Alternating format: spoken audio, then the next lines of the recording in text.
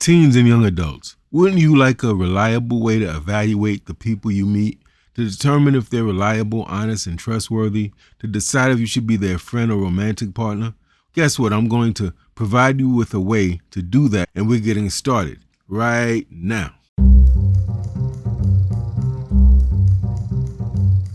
Before we begin, this is just a friendly reminder for you to help my channel grow by clicking that subscribe button, leaving a comment, and sharing this video. Thank you very much. Peace and blessings to my Wukusu Empowerment Tribe.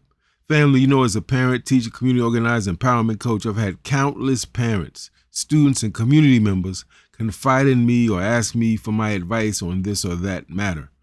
And of all these people, the largest group that has done that has been and continues to be teenagers and young adults.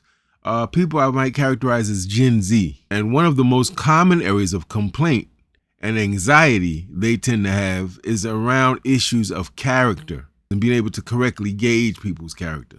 So today, I'm going to teach you how to create character radar.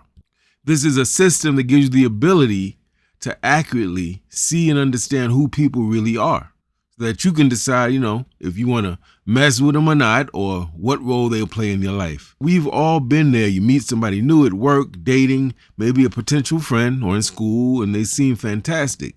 They say the right things, they're fun to be around, they make great first impressions. But then months later, you realize they're unreliable, they're talking bad about you, maybe they're jealous of you, they're trying to get with your boyfriend or girlfriend behind your back, or they only help you when it benefits them. The problem isn't necessarily that you're bad at judging people. The problem could be is that most of us are looking at and judging the wrong things entirely. We're looking at charm instead of character, fluff instead of substance. So how do you build a better character radar? To me, it comes down to a few key strategies. First, you have to create a reliable system instead of relying on quote unquote gut feelings. Everybody likes to say, their inner voice never lies, the gut feelings never lies. But sometimes people's inner voice is off, and sometimes people's gut feelings are wrong. Sometimes these are emotional reactions, or we look at people's attractiveness or other things. So for example, ask yourself, for a more reliable system, are they consistent? Do they act the same way whether people are watching or not? Are they reliable? Do they follow through on what they promise, even with small things? Are they honest, not just about the big things, but do they tell little lies constantly? And finally, are they accountable? So when they mess up, do they own it and apologize sincerely? Or do they make it seem like you're actually the problem? Second, use the gradual trust strategy. Don't hand over your deepest secrets or biggest vulnerabilities to someone who hasn't proven themselves with smaller things first. Kind of like when you play a video game and you need to complete the easier levels before accessing the harder levels. Can they keep a small confidence? Do they show up when they say they will? How do they handle the small disagreements? Do they forgive? Do they hold grudges for days and weeks? Their performance on these basic things will give you an indication if they're ready to play bigger parts in your life.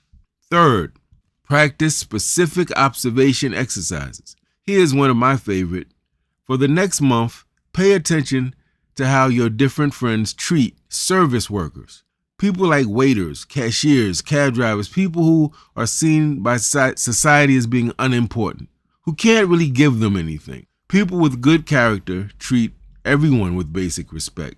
Also, to determine a person's true values and priorities, that's important to knowing a person. What things do they value? What things are they ready to sacrifice for? What things are not important to them? How do you determine that? Pay close attention to the issues they constantly discuss, the conversation topics that turn them on, the ones they bow out of or make up excuses to get out of, the social media topics they consume, the people they spend the most time with, and what those people are about, the activities that occupy most of their day, and the things they spend most of their money on. While having fun is obviously of great importance and necessary to having a balanced life, it is often overrated and given way too much priority in our lives. You want relationships with people who are more than just good time people to have fun with. You want friends that build you up, inspire you, introduce you to good things, and who bring peace, positivity, and growth into your life. Now, let me warn you about some of the biggest traps that can interfere with that character radar, that ability to see who and what people are. The first is what psychologists call the halo effect. This is when one impressive thing about someone makes you assume they're great in every other way. So they're really good at work, and you assume they're reliable in relationships. Or they're very attractive, they're fine to you, so you assume they're kind. They're funny, so surely they're trustworthy, right? But here's the thing. These traits are completely separate. One has nothing to do with the other. Someone could be brilliant and manipulative, gorgeous, sexy, and cruel, successful, and totally unreliable. The second trap is wishful thinking. Because you want so badly for someone to be good for you in your life, you explain away or ignore red flags and focus only on the evidence that supports what you hope is true. Maybe you're lonely, so you ignore how your new friend treats the cab driver, the cashier, the homeless guy asking for money. Maybe you need a business partner, so you overlook their habit of being late or not completing the task they agreed to complete. Ask yourself very simply, if you weren't trying to be with them, if you didn't want them in your life, how would you evaluate such behavior? Now, you might be asking, okay, and how do we apply this? Pay close attention to small promises. When someone says they'll call you back, text you later, or do something for you, do they actually do it? People who can't handle small commitments most likely won't handle big commitments. Watch how they respond to being wrong about small things. Do they always get defensive and make excuses? Or do they ever say, you know what, you're right, my bad, and move on? This will tell you exactly how they'll handle discrepancies and conflicts later. Notice what happens when you set small boundaries. If you say, I can't talk right now, I can't do, oh no, I don't have time. Do they respect that, or do they get salty with you? Do they try to make you feel guilty? Someone who can't handle your minor boundaries is someone who is possessive or controlling, or who will steamroll over your major boundaries. Conclusion. Remember, family, young people, the goal is not to become suspicious of everybody you meet, family, or to be on this impossible search for perfect people, because I can tell you they do not exist. The goal is to see people clearly and accurately so you can make smart decisions about if they're going to be in your life, and if so, to what degree and in what spaces. Your character radar will get better with practice. And here's the bonus.